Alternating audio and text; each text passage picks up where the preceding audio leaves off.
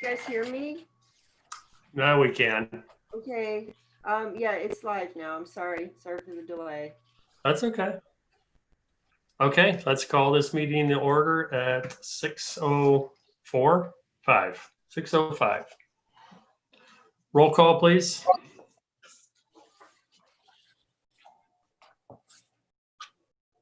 Marianne, you're muted. Scott Weaver, Here. Matt Rozlowski, Here. Paul Zabakin, Here. Hi, Paula. Good evening. Approval of the minutes for May and June. Okay, I do have issues, and I even went back and listened to our meetings. And Marianne, I know the minutes are not verbatim, and they don't need to be verbatim, but kind of getting a better essence would be helpful, because in the future, the minutes represent what we on village council and the mayor and so on are putting forward to our residents. And it's the only information they may have access to. Who knows how long the, YouTube will be available. Access will be available to them. So I do want to go through the May 5th minutes and point out a few things that I think we could improve on. And one of them is abbreviations, again, bringing those up. We even stumbled, I think it was maybe Scott who stumbled over the NOV being November. Mm-hmm. Yep. And it's like, those are things that don't really hit all of us. And NOV, notice of violation. It's someplace in there you can put NOV and then in parentheses, identify what that abbreviation stands for. And, you know, there are some like EPA, I think people understand. DMRC, there are people understand. But I think we have to be careful on using abbreviations. We do it in our speech, in our talk. And even at that times, it's confusing to us. So I'm asking again that, like on the abbreviation for NOV, put in parentheses after that, notice of violation. And this is something that it's hard to remember all the time. And we do speak in abbreviations, but.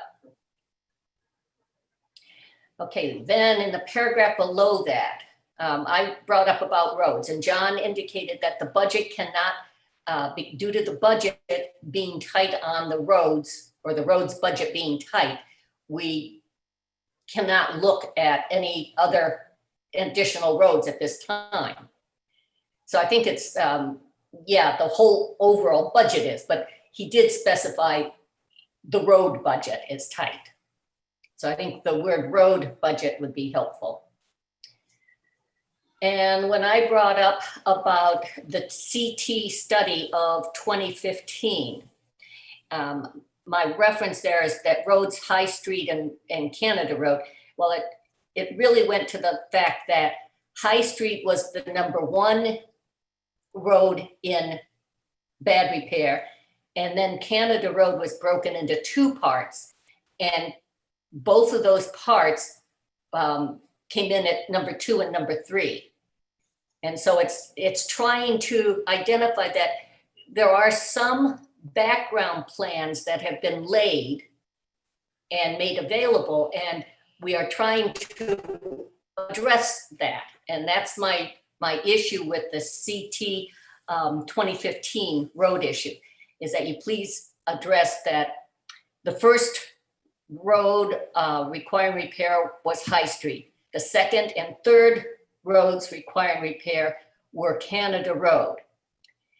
And then I went in to say that Canada Road hadn't been redone in 20 years and so on. But yeah. Okay. Then in the Booker Park Walking Trail, to review the third line, opportunity to review the letter from, it wasn't DMRC's letter, it was CT's letter regarding the Booker Trail that we were reviewing at that time.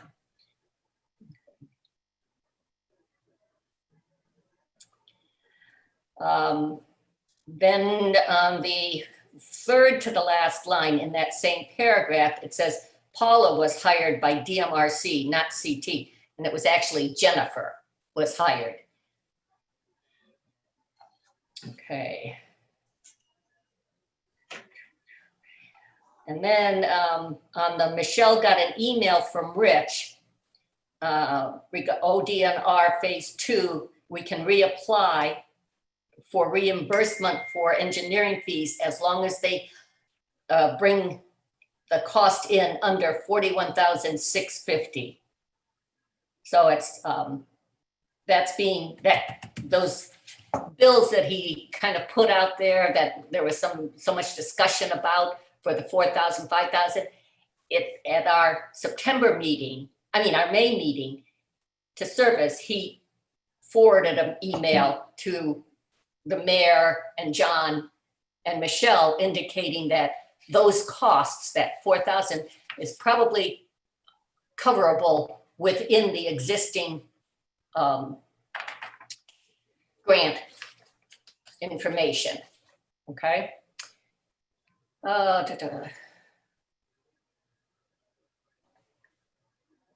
And then on the top, the second paragraph, the top of the next page, there was a discussion that the village could have a target on our back. And again, it's saying who's putting this target on our back.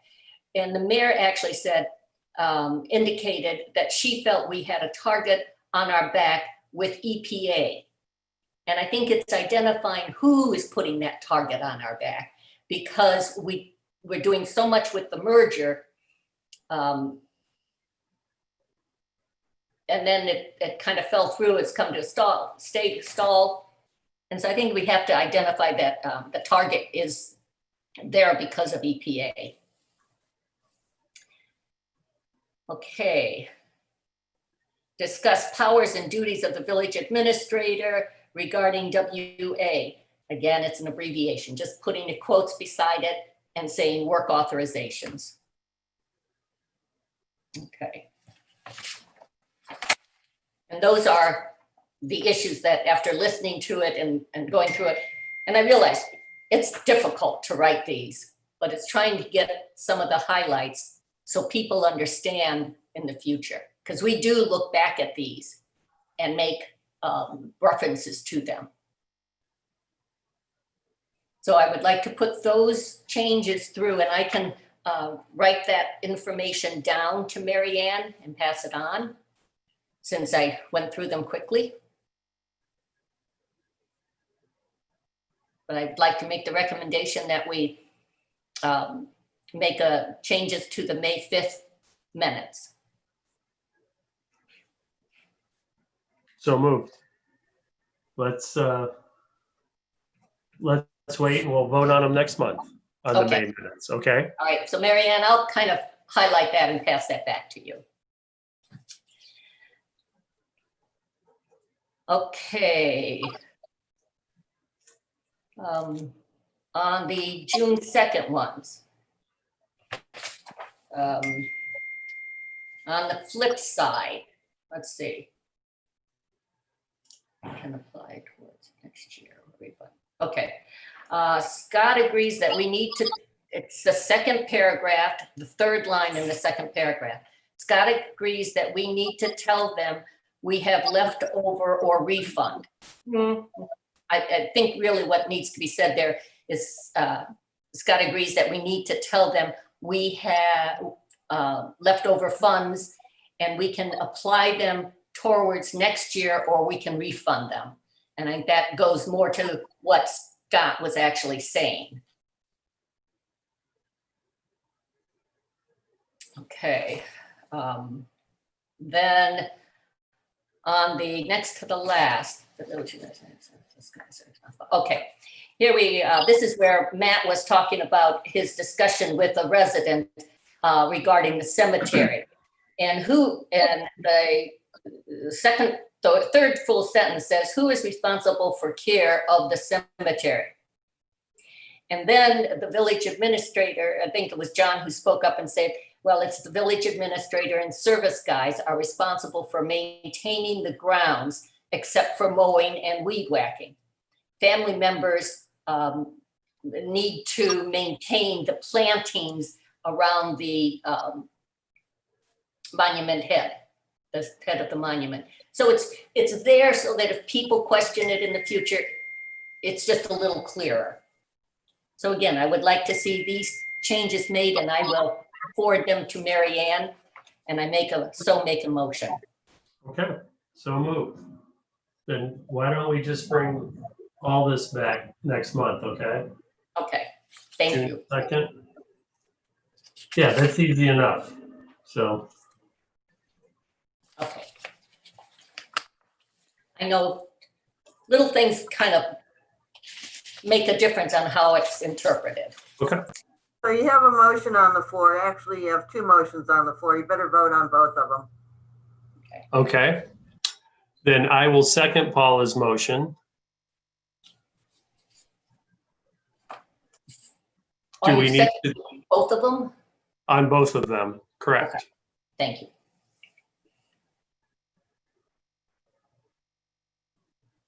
And do we just say aye? I was waiting for Mary Ann, see if she was gonna ask us. Okay, so I've never asked you before. I know that Jenny does that during finance, but you guys have never had me do that. So I can do Oh, that. okay. I Aye, can do that. Aye. Matt, Aye.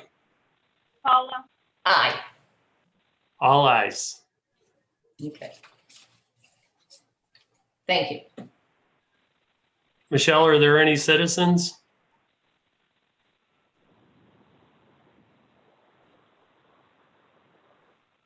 Nothing yet. Okay. Village Administrators Report. It's all yours, John. Okay. On the 17th, we're going to get bids for the Orchard Street project again, and also Hooker Trail quotes will be coming in on the same day. We're working on the discharge permit for the wastewater. Don Feller and I are currently working on that for the discharge permit, getting ready to complete that. The CCR for the water department, the Consumer Confidence Report, has been up on the web as well as the URL dispersed, and every water bill is located on also, which Mary Ann did. Thank you again, Mary Ann, for doing that. We're working on the chlorine gas issues at the water plant, and this has been corrected with an automatic switch. We weren't having to switch over when one tank was empty, switching over. Could have been very dangerous. So $41 part resolved that issue, thanks to Don Feller. We're down to one man this week as one guy's on vacation and another one has been off and on. So we'll talk about it later, but we do need to probably hire some part-time workers to keep teams going in the summer. If one guy's sick or one guy has some vacation, which he hasn't coming, you know, we're down to one man and it's hard to get anything done with one guy in the village. Very difficult and very unsafe as far as climbing ladders, watering plants and so forth. That's easy, but climbing ladders or patching roads are very difficult. So we will need to see if we can get some workers. So we're talking the service department. Yeah, okay. We had one leave, so we'd like to hire a couple at that $10 an hour. Finding with CDL is going to be difficult, but we'll talk about that as it goes on also. Maybe non-CDL to get some workers in here. Let's see. I'm working on setting up appointments to install new meters now. That will be a challenge. We do have some, about 10 meters that we're going to install and test the system. And we'll be doing that in the next couple of weeks here. And the veneer tree will be in mid next week on the trail behind the manor line. There's some trees that need to be taken down, are very dangerous. They will be in around Tuesday or Wednesday. They'll give us 24 hours notice, and then we'll have to close the trail, of course, while they take out about 26 trees for under $3,000. So 26. excuse me, 16, 26. There's 16. They're all dead ash trees, big limbs hanging over. Some of them have about a 20-inch circumference. They'll probably get a crane in there or at least a climber. So, Good. and that's it for right now. Okay. Any questions? Anyone? Matt, Paula? Nope. Okay. No, sir, not at this time. All right. We have no legislation to review.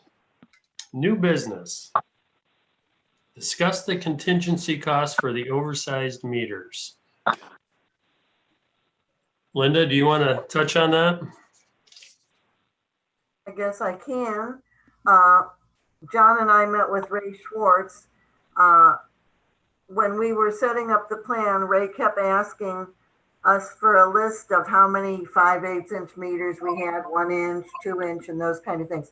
None of that was ever documented, or very little of it was ever documented. And so we basically went on the 5/8 inch meters. And when he was here that day, I took the time to call all of the businesses and the schools and such and set up appointments for Ray. And he went out, and I think we ended up having between 12 and 14 oversized meter, anywhere from 1 inch to 4 inch. And when we passed the legislation, the bid was for 169 something, 169,000 something. And we added 10% to that. We were approved for the loan for $200,000. And Michelle and John, I don't have it in front of me, but the additional cost is, I think it was about 16,000. For the oversized? Yes. Okay.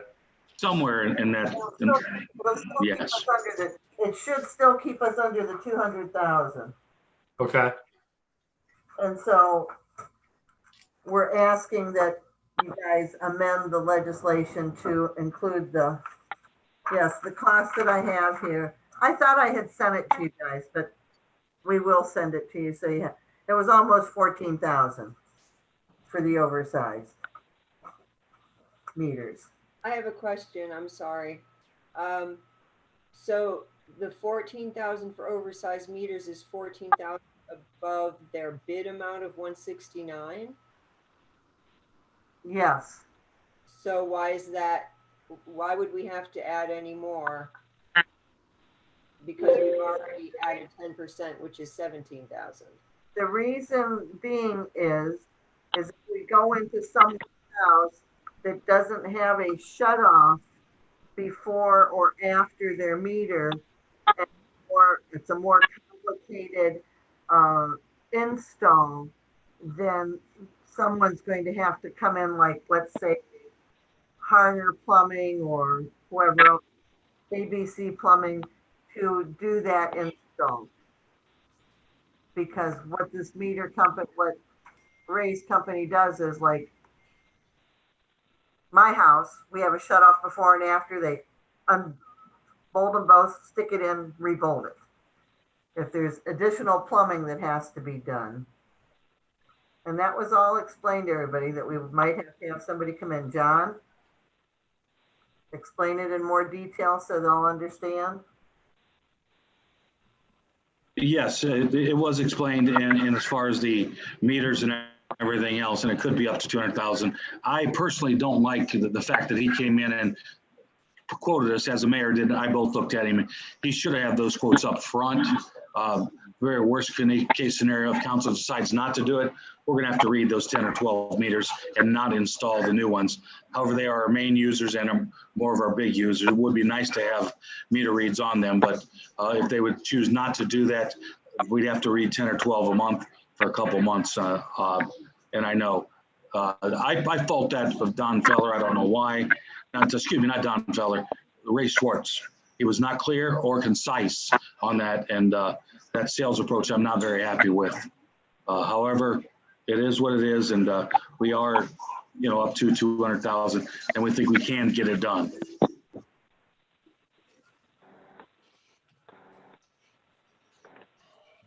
Well, So So, Linda, did you want to add to it just as in case we have plumbing issues? Is that what you were saying?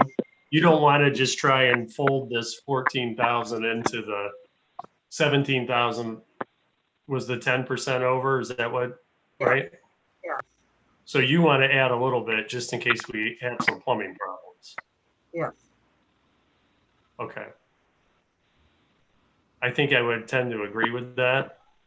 I mean, at this point, how much were you thinking, Linda? Were you thinking the whole 14,000? No, I was thinking maybe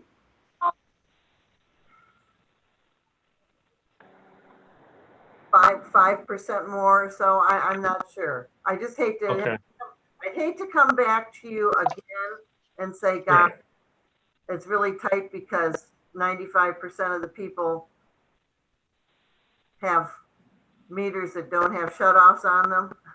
right. And say, and at the end of the day, come back and say, well, we didn't. Where the shutoffs don't work. Right. About 70% of our housing stock, 70% of it is built prior to 1939. So it's going to be older. That's a Right. fact. Right. so from that statement that John just made, it sounds as though a lot of these houses, we may encounter having no shutoffs. Mhm. And maybe we should, before we identify the potential adage that we need, that council would need to appropriate, we should find out, well, approximately what does it cost for a shutoff to be added in? And so because otherwise we're just winging it again. And what would a plumber charge? So if we've got 95% of our households, how many do we have? Like, what is it, around 400? 90% of that could, if it's $20 each and plumber coming in to do it, it's not going to be cheap.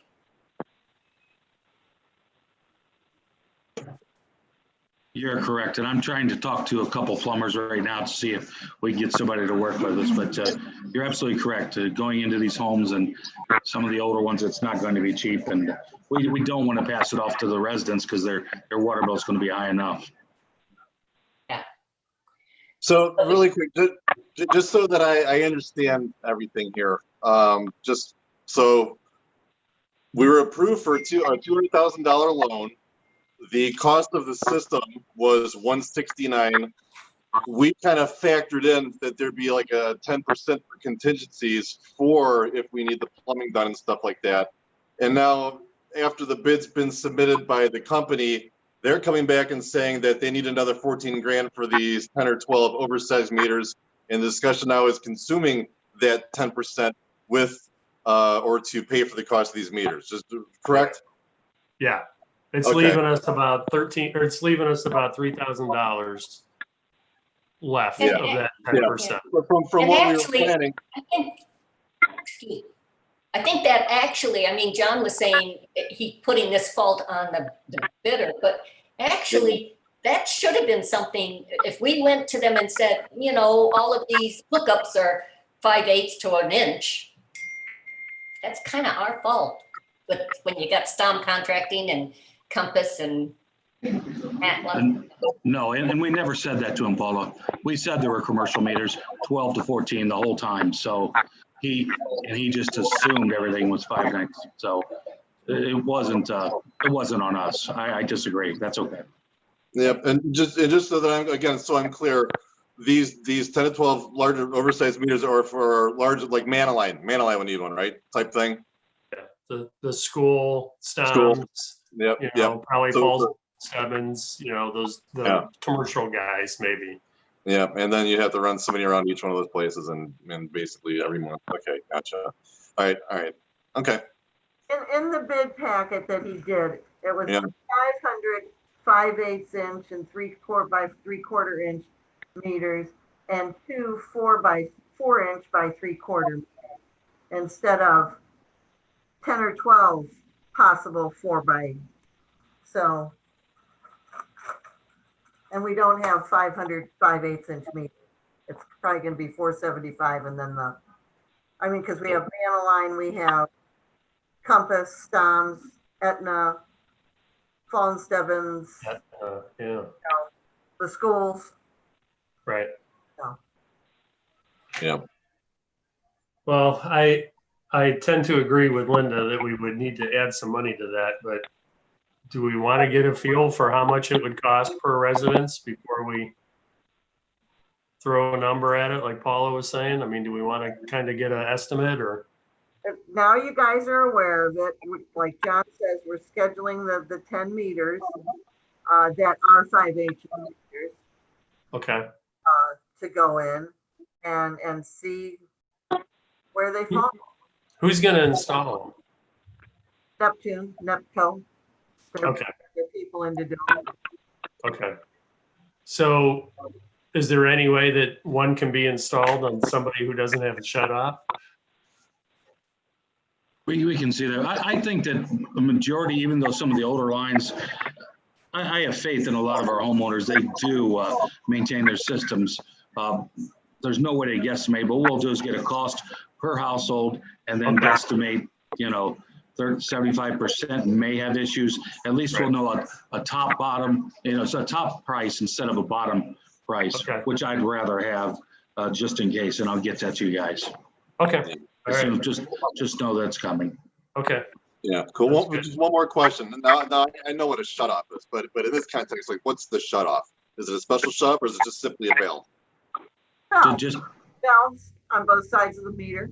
Both sides of the meter? Okay.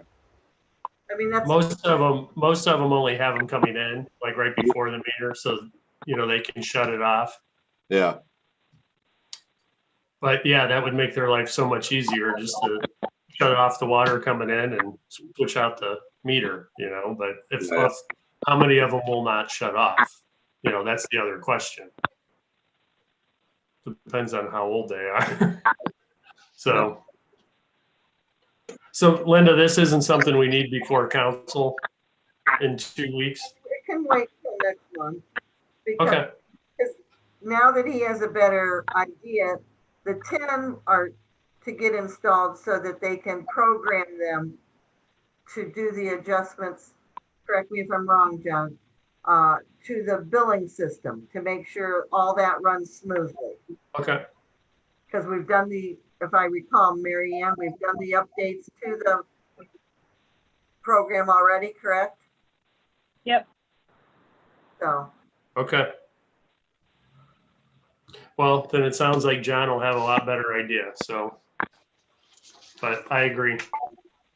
Thanks for the heads up. Yeah. Okay, the Orchard Street widening. So, John discussed that already. Yep. The bid should be in. The bids are supposed to do the same day for Park and Orchard. okay. COVID-19 part-time compliance officer. This was something because we got, was it $64,000? Is that what we received? Did Jenny tell? Was it 54 or 64,000 for the COVID need? As you review the list, it seems like it changes weekly on what's available and what's not.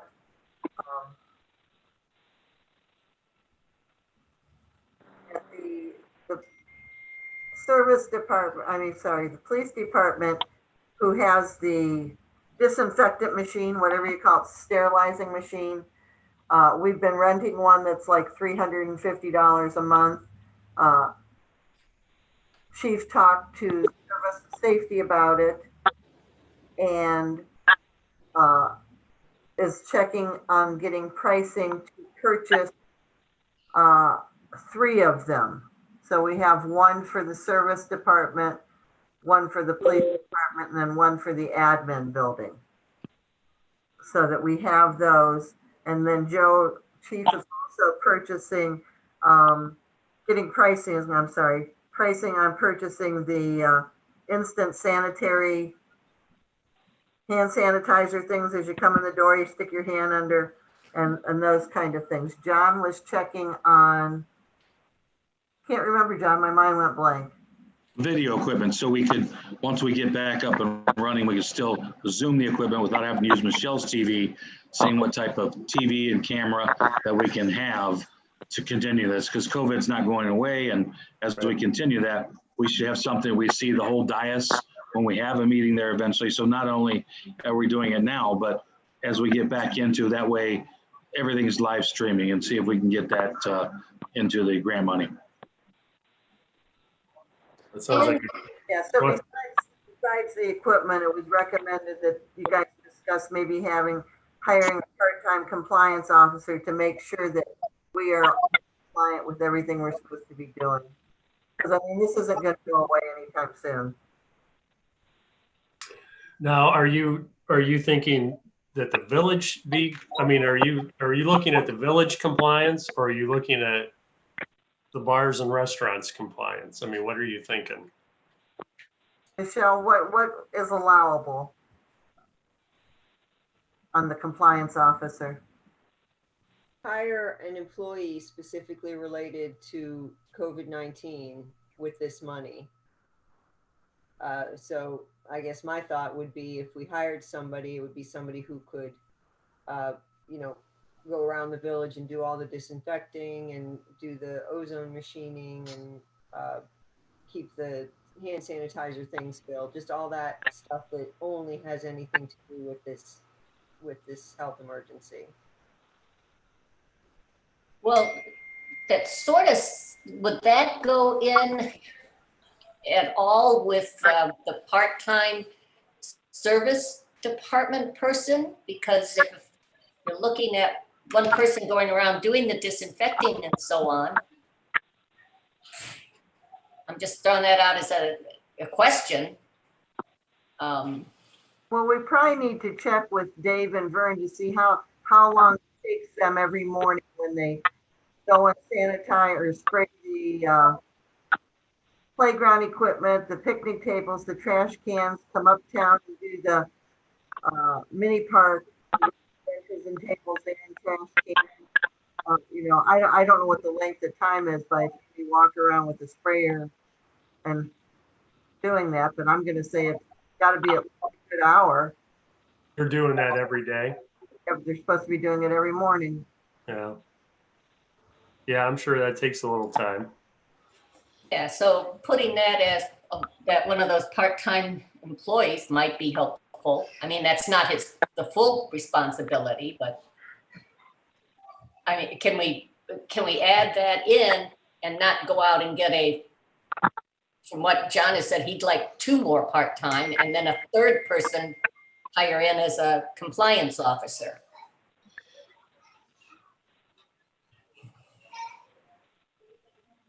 Well, we have a lot of projects to get done in the village that are backing up with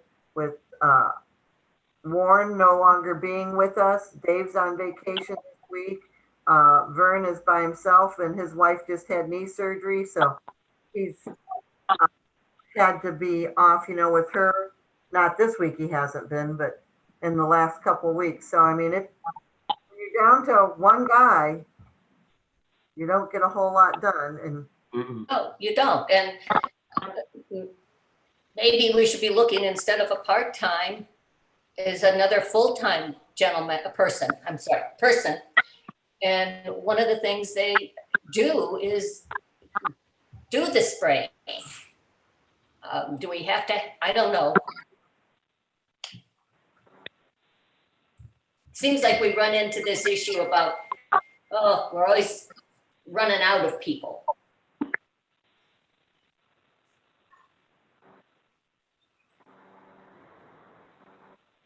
How does that money have to be utilized, Linda? The COVID money. I mean, would you be able to, you would, if you did hire a part-time employee for service, you would just have to document what he does. I mean, could you use some of that money to pay part of his wages if he worked disinfecting the playground and stuff for, say, 2 hours a day? Or is that not how that works? Can I read you something from the FAQ issued Sure. by the feds? The guidance says that funding can be used to meet payroll expenses for public safety, public health, healthcare, human services, and similar employees whose services are substantially dedicated to mitigating or responding to the COVID-19 public health emergency. Okay. So No, you answered that. the implication is that you're not supposed to like divide out an employee. How does the Okay. government determine whether payroll expenses are substantially dedicated? Okay. I think that pretty much said it. So, okay. And at this point, this dollar amount that we have received, we have until the end of the year to use it or lose it. Okay.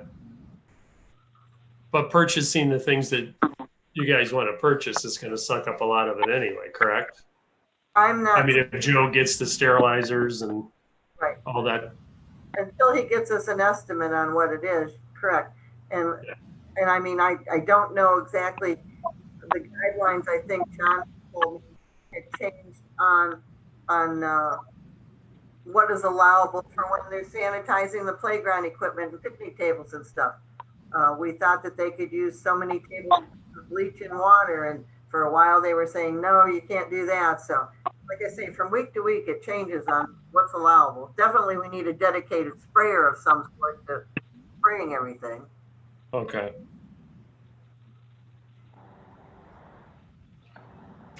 Okay.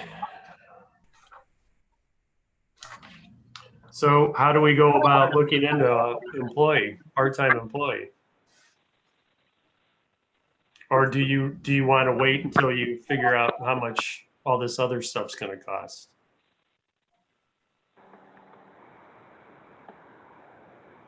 Linda, John? Yeah, I think once we get the quotes for everything else, but then I'd like to still advertise, which is down letter for at least one part-time employee right now. Well, for the service department, yeah. Yeah, exactly. Right. Okay. Yeah. I was still on the compliance, the COVID compliance officer. Yes. Okay.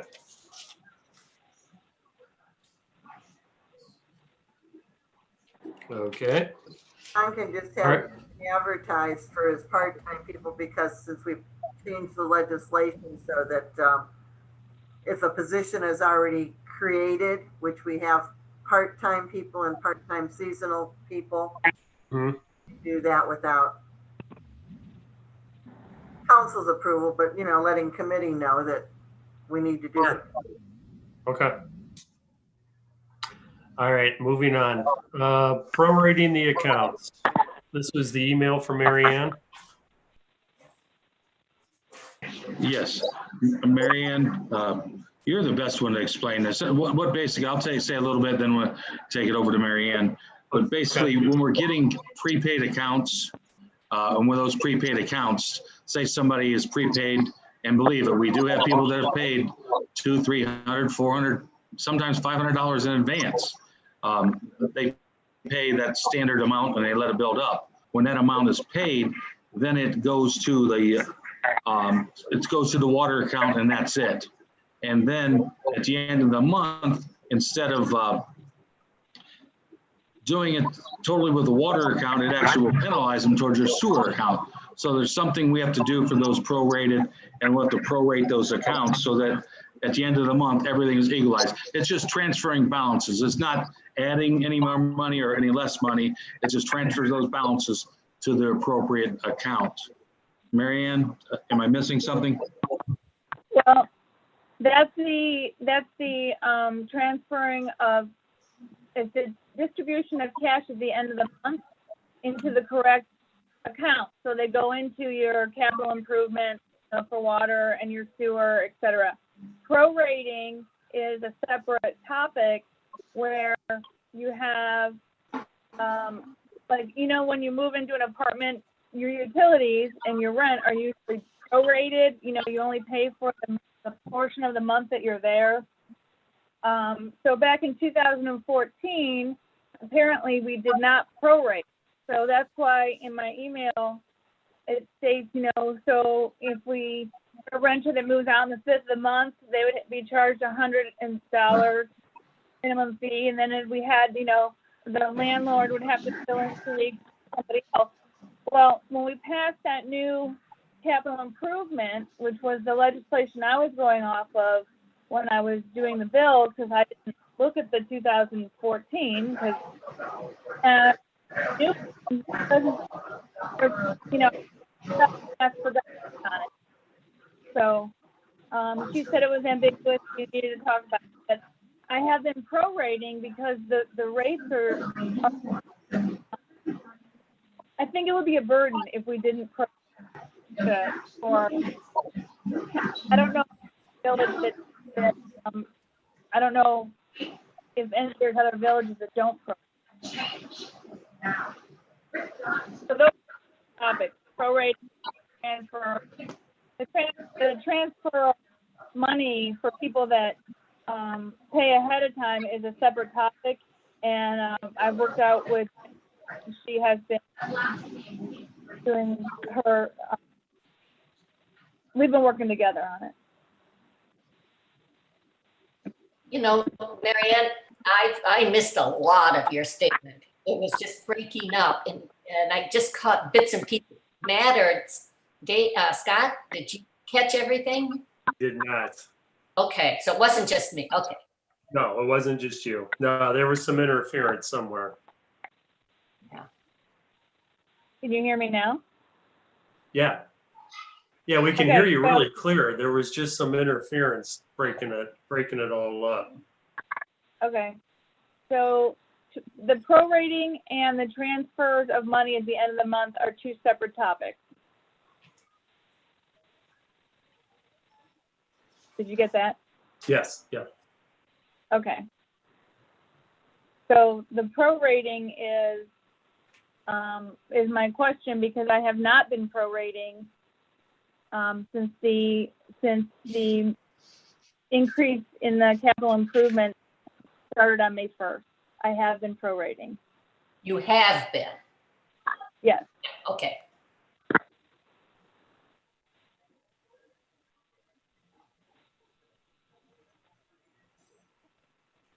Hmm. And so you've been prorating. So if a renter is in the unit for 10 days out of the month, then for that $20 service, they're getting a third of the cost charged to them. Correct. They'd pay about, what, $6.66 or something? Okay. And and the same would go for the sewer. Well, no, the sewer is higher. The water is higher.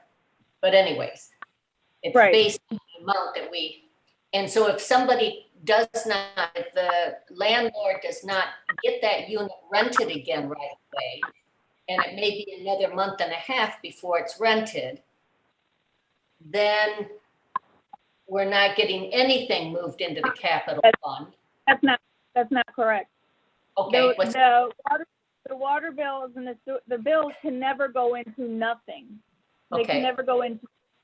So if the landlord doesn't have anybody in there, then they are responsible for the remainder of that month. And then at the end of the month, per our last meeting, he or she can write a letter saying that unit is unoccupied, and we can turn the water off. But we can only turn the water on and off for whole months. We can't do partial months for that.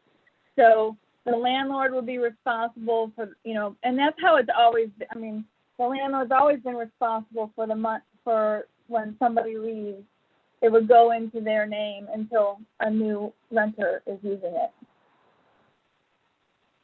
That happens, it's only happened once since I've been here. That part, where you have the renter with the owner in the center of the month. Okay, so then on the example where he might have been there for 10 days, moved out, and we collected $6.06 of that $20 that would have gone into capital. So then the landlord is paying for the $14.94. Right. So we are in essence getting the whole amount. Yes. Okay, so what's the problem? The problem was in 2014, you did not prorate. So the 2019 legislation that you just passed wasn't clear enough on whether we needed to prorate. So some wording needs to be changed. So, or decisions need to be made on whether we prorate or we don't prorate. And the difference is that in the past, it was only $2. Now we've upped it a lot. So Correct. you're asking that we do another ordinance or amend our prior ordinance to either prorate or say we do not prorate, one way or the other. Yeah, okay, thank you. That made it a little clearer. So we would need to amend the 2014 ordinance. No, that's already passed. We need to amend the one we passed this year, putting the capital fund up. Okay. Because we can't go back to that other stuff. So I can see amending that to say, I'm putting wording into such that we can prorate, but in the end, it comes out as the $20 or the $30 that we are putting in capital fund on a monthly basis. Correct. Okay. Yeah, so you just need clarification. If you're going to prorate it, that it's going to be prorated, or if it's not going to be prorated, then the person that's there 10 days is going to pay the $22 for water and the $2 for sewer. They wouldn't just pay the $22. They're going to pay the $100.17 minimum bill. Right. Yes. So you just need clarification on how you want it done. Right. I just want to make sure I'm doing what you guys want me to do when I do the billing. Well, it sounds like right now you are. Okay. I mean, isn't that what you just got out of that, Paula? I mean, it sounds like now we're getting all of the funds.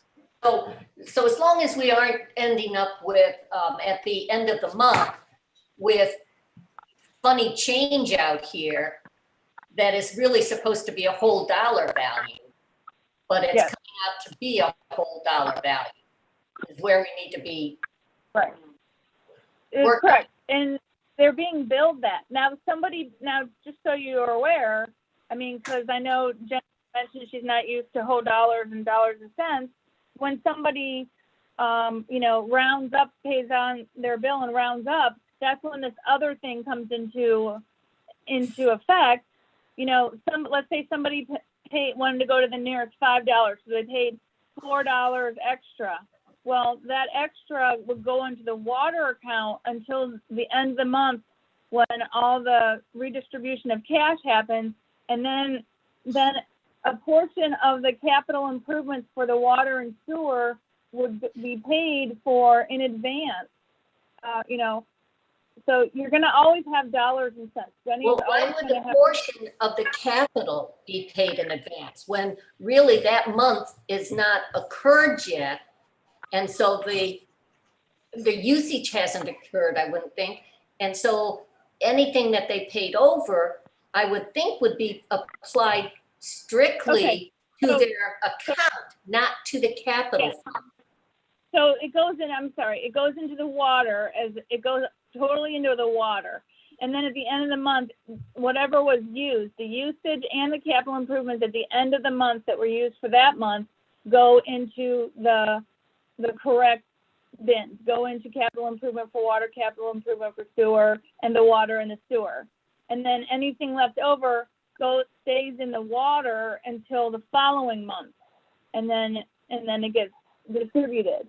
But so that's how that works. Distributed only to the water and the sewer costs, not to the capital funds. So when it's paid ahead of time, it only goes to the water account. But when it's distributed at the end of the month, it's distributed at the end of the month into the sewer, into the water, into the capital improvement for water and sewer. for the month that just finished.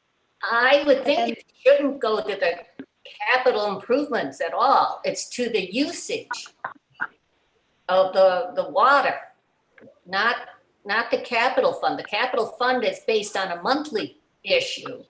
Correct. whereas So the that's why water end and of the month. sewer is based on the flow rate.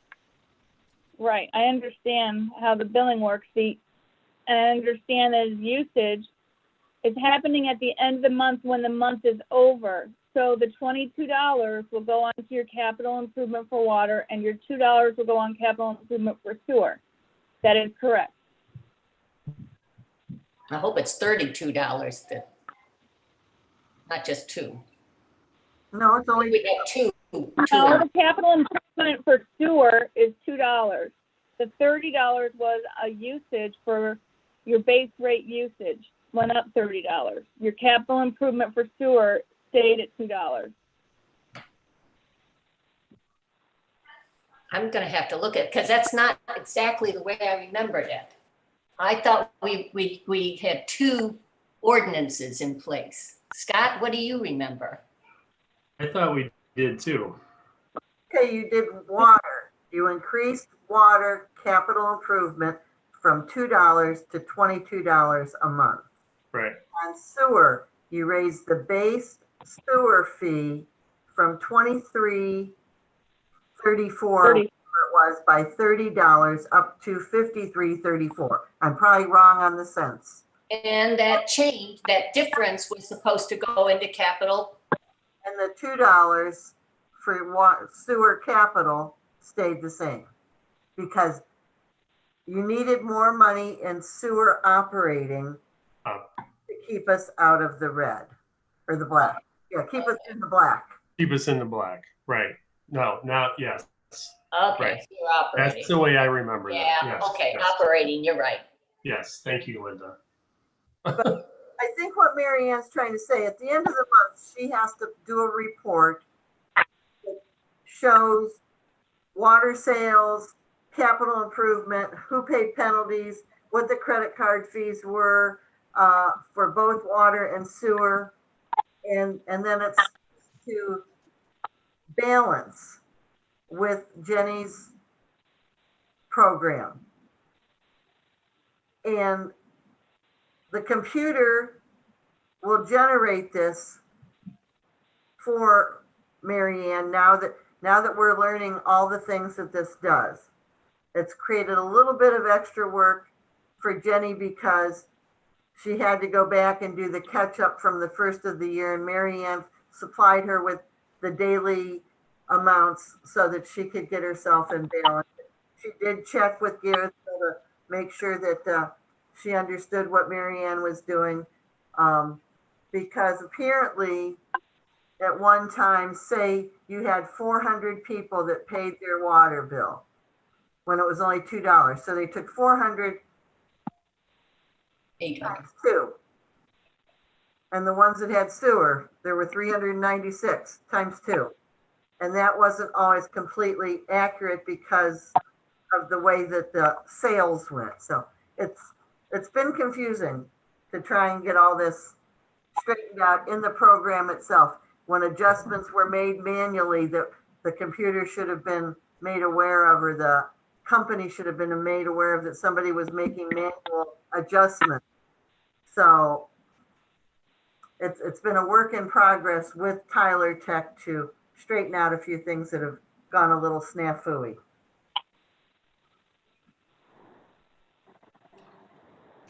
So I guess what Mary Ann's asking, do you guys want to make a recommendation to clarify?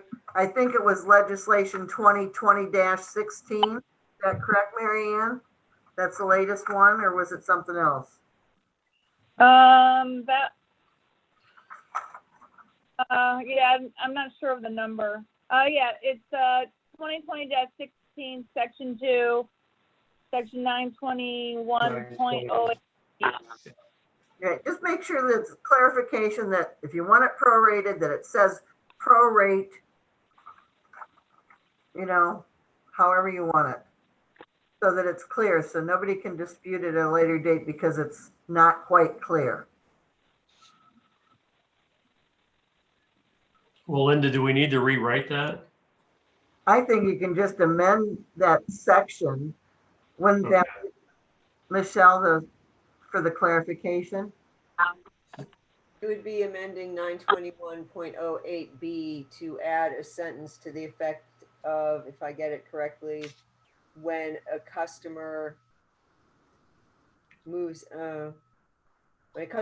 out, or when the account changes account holders at odd times during the month, then the capital improvement charge will be prorated, something to that effect. Okay, so it's actually a new ordinance, amending that section. It's not, we're not amending the ordinance that we already passed. We've got to go through a whole new ordinance for just that piece, Right, but it's no problem. It's easy. Well, I think, I mean, I think we should do that if it's not clear. Section 2, 921 point, 92108 or whatever letter it was. B. B. Okay. I make the motion that we have Paula. I make the motion that we have Michelle rewrite that for us. I'll second that. Okay. Okay, you want to amend 92108B to prorate the capital improvement charge when people change accounts at odd times during the month. Right. That's your right? Correct. Paula, are you good with that? Yes, I am. Okay, great. So you're all yays? All A's. Yes. All right. Want to do the same thing with the $2 sewer capital improvement charge? Well, and what about the base rate too? Well, what we have already in another section is that when customers move out at odd times during the month, the full minimum will be charged. That is a separate ordinance that we passed a few years ago, and I can't remember which. Well, that's that $100.17. So. No, I don't think it's $100.17. Well, it's the $22 plus the 53, so I guess it would be 75. I don't have my calculator. So what was that? About $80, right? Right. So they would be charged a minimum base fee of $80 if they're there 2 days, and then if the landlord takes it over for 1 day, they would be charged the $80, and then same with the A new tenant. But it's the same thing. If we prorate that, you're not losing money. You're not losing any money other than, double dipping or triple dipping or however you want to look at it. You mean if we don't prorate? If we Right. don't prorate, then we're double dipping and triple Right. dipping potentially. Right. Yeah. Right. Okay. Well, I think she's right. I think we need to amend it so they're both perfectly clear. Like Linda said, I mean, we don't want to, no confusion. Yeah. So then what section well, we'll have to check the sewer section because the first one was the water. 118. Michelle, 118? should be 941.18. I think it's E4, I think. Yeah, that's what you have on here. Okay. Yeah, but I make mistakes, so. Okay, so we need two ordinances to move forward to council. Yes, we do. To basically say what you said in 921. Yeah, exactly. But it includes the capital improvements and the base rate. I just want to be clear. Right. Yes. Do we need to make another motion, Michelle? Yes. Okay, I'll make the motion. Find the section, please, because I'm trying to listen to you guys, and I'm trying to rifle through the codified ordinance, which is way too long to find. It's It's 941. 941:18. Yeah, but that section is like 100 pages long. E4, I think. E4. This is here E4. 4. In rendering final bills where customers move out or request service discontinuation, the full minimum charge will be billed. So you want to, okay, let me just get this right. Your motion will be that if less than the minimum usage has been consumed, the amount will be prorated? That sounds right. Yeah.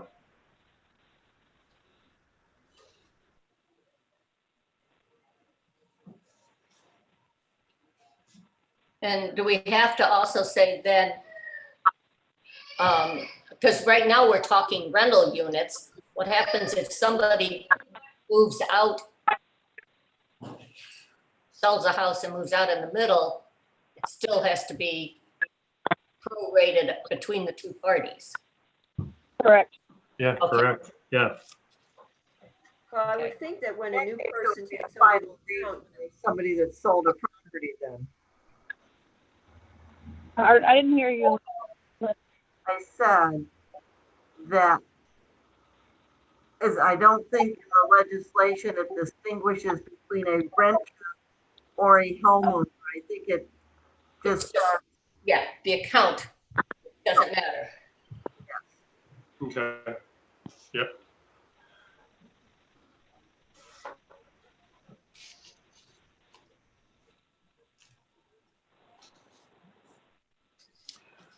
Okay. We're all good with this one? you guys vote on that motion? you had a motion. Did you vote on it? Aye. Aye. Aye. One more, Second, the $2 And the $2. other capital, and where, what section is that? I can't remember. Who remembers? can I ask who second that? If there was Oh. nobody officially, I'll say I seconded. I seconded All right. Scott's motion. All right. I'm sorry, Michelle, I don't have that section here. Let me get my book. Oh, it won't be in there because we have a update. Right. I'd have to look on the website. Sorry. I'm no help. Can we move on without it? Oh, you want me to write legislation, right? You know, and that $2 one, do we just let that slide? I don't, you know, is it worth prorating $2? We'll come back. The computer automatically, so it's And easy. if the computer's doing it, we should. Okay, Consistency. okay.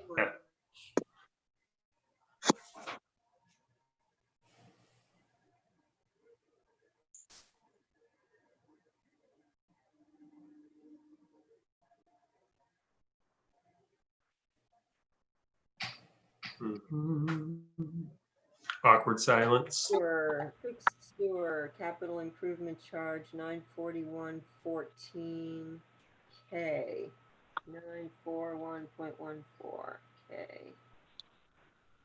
$2 per. So a motion to amend 941.14 subsection K. I will make that motion. I'll second that. All ayes? Aye. Aye. Aye.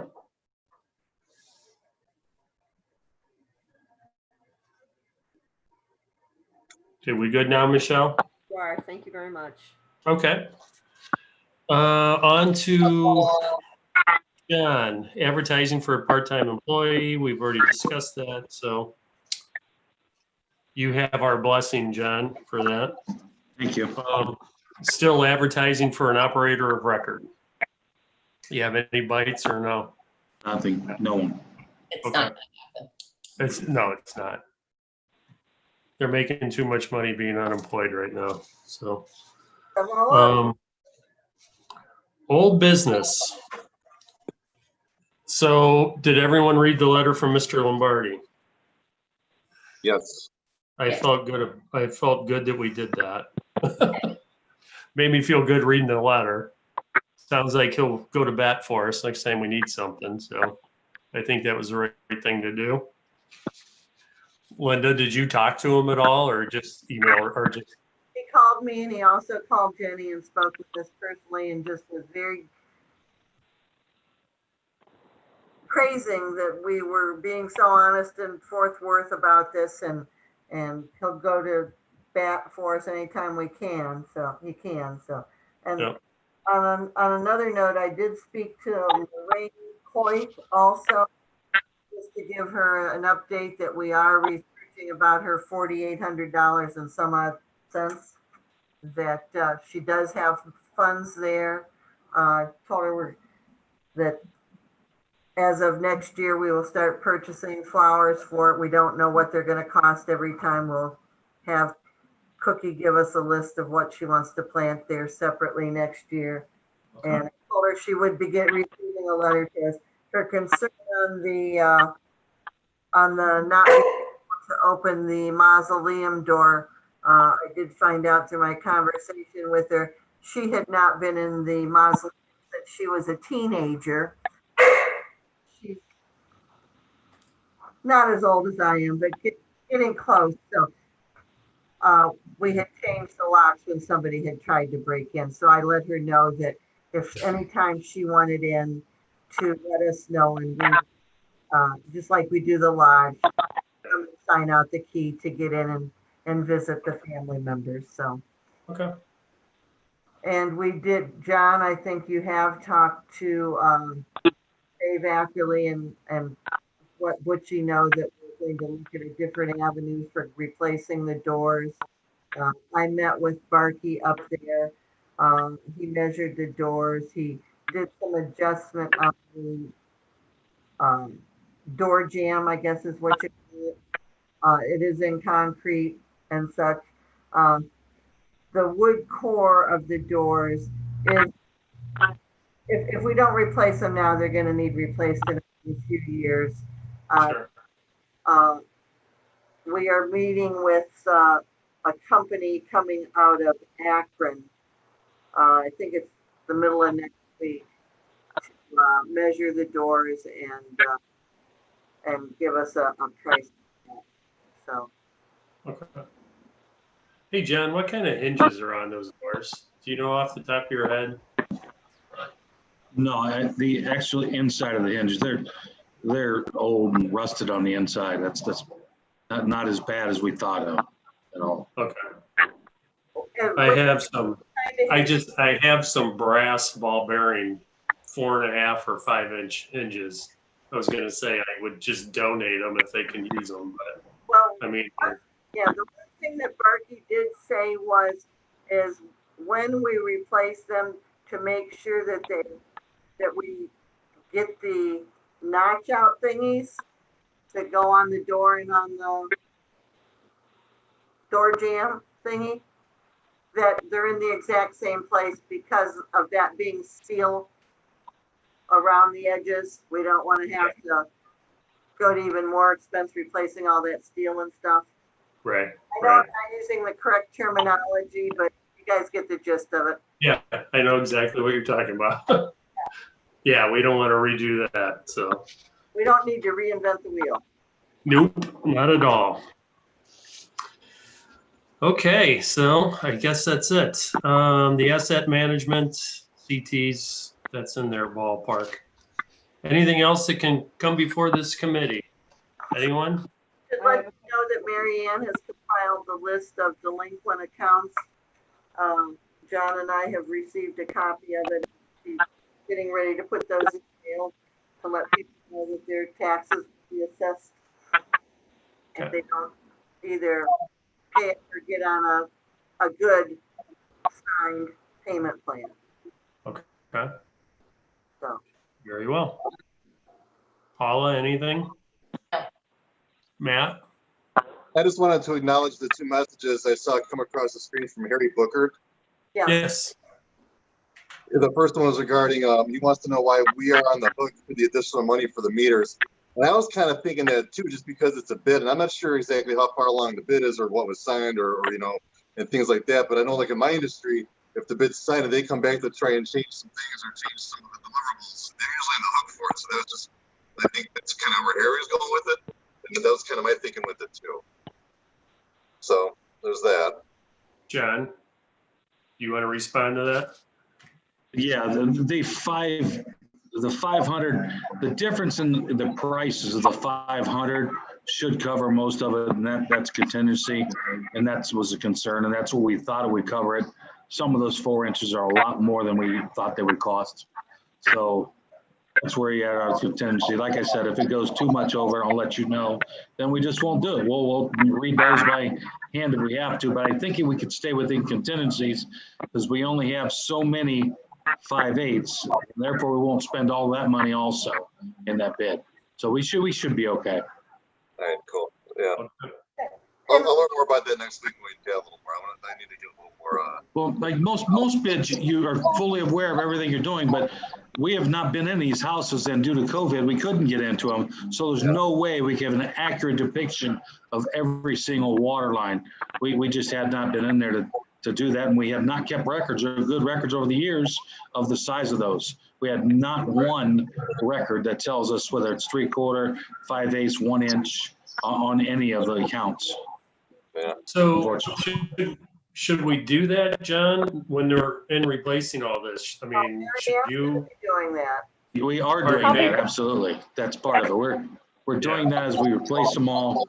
We'll be done. Yes. I mean, for your own records, and just keep it at the Yeah. in your office. It's going to have its own number, like a number, a serial number on it. She'll record that. She'll record the size, when it was installed. And so we'll have all that information. We had started doing that in the last year or so, but I mean, how many meters do we replace in a year? Oh my God. 4 or Yeah. 5, maybe. Yeah. You know, so, and I agree with Matt. Had we had records when they kept asking us about, you know, how many do you think you have, and don't forget that I probably would have said, well, hey, you guys gave us the bid, you should have been more diligent in trying to find this out. But it is what it is, unfortunately, and Pat said, you know, $200,000, and I thought his bid would be higher than 169, and then adding the 10%. So we just want to get them fixed, get them all working, save our time that they have reading the meter, have it be more efficient for us if we end up keeping the system. Yeah. So we got to do some cost saving things. So Absolutely. John, when are the? I'm sorry. I was just going to ask when the 10 were going to go in. That's all. We're working on that now. We're working with Ray, and I've had 2 or 3 people actually contact us. So we'll continue to work on spots to get those in. Okay. If you need a guinea pig, I volunteer. And Harry had a second question pop up too, and I don't remember what it was. What was it? Yeah, I was going to say, Harry mentioned splitting costs with another village for the part-time employees for COVID-19. For the COVID, yeah. Being so new, I'm not aware of any other compliance officers. We can reach out and check, but I doubt it.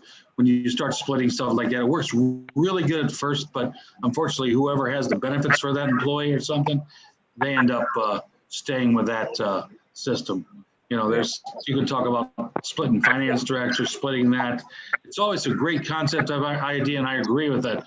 But the practicality of it really hasn't worked well in the public sector most recently, especially for a $10 an hour employee. Yeah. That village is likely chasing its own funds too, so. Okay. Are we all done? No, Anybody have anything else? yes, Oh, yeah. sorry. You do? Yes, I'm sorry. Go ahead. Back in April, we determined that during the EPA order where we could have no shutoffs, we also would suspend late fees. Where's my letter? We would be not assessing late penalties. So the EPA order terminates on July 10th. I'm wondering if you want to consider when you will begin to reassess late penalties and to reinstate water shutoffs for non-payment, because we have the ability to do that as of this Friday. You don't have to decide now if you want to just leave them out there being suspended, no shutoffs, no penalties, that's fine, but it's something to think about at this time. And here's something else to add to that also. About 90% of our customers have been staying current with their bills. We only have about 10% that are in the delinquent past due list. Okay. So that's not too bad. No, that's not at all. Pretty pricey, well, what they owe us, but still in the 10% of our 500 customers. So I'm just afraid this whole thing is going to blow up again. You know, I mean, I think I don't know. I just have a bad feeling that we're going to head for another shutdown and people are going to be unemployed again. But I guess we also have the opportunity we can implement the late fees and then we can suspend them again. I don't know. I almost feel like we need to wait another month or so and see how all this shakes out. I think If we make it through the summer, I'm going to be amazed. I mean, with the numbers, that's all. Yeah, I kind of go along with you, Scott, on that. It's, did our legislation, Michelle, give us a cutoff date of July 10th? Or was it open-ended? It's open-ended, but not beyond December 1st, 2020, because that's what the state legislation says. And the state legislation could be amended if there's another significant spike towards the end of the year. We don't know. Okay. But right now, you can certainly leave it status quo and revisit it next month when we see where the numbers are going. If everybody's okay with that, I would just as soon leave it. I think go with the status quo, because like I said, the delinquent people are the ones that are usually done. Oh, shoot. Sorry. Holly, no. I think go on a month and how things are going. Oh God, it's doing it again. Yes, status quo. Status quo. Okay. Status Matt, quo. you good with that? Yeah, I'm good with the Okay. status quo. It makes a lot of sense. Okay. All right. Yeah, let's just keep our fingers crossed and hope it doesn't get worse, but just in case. Okay, everyone. I think let's adjourn. At what time is it? 7:22.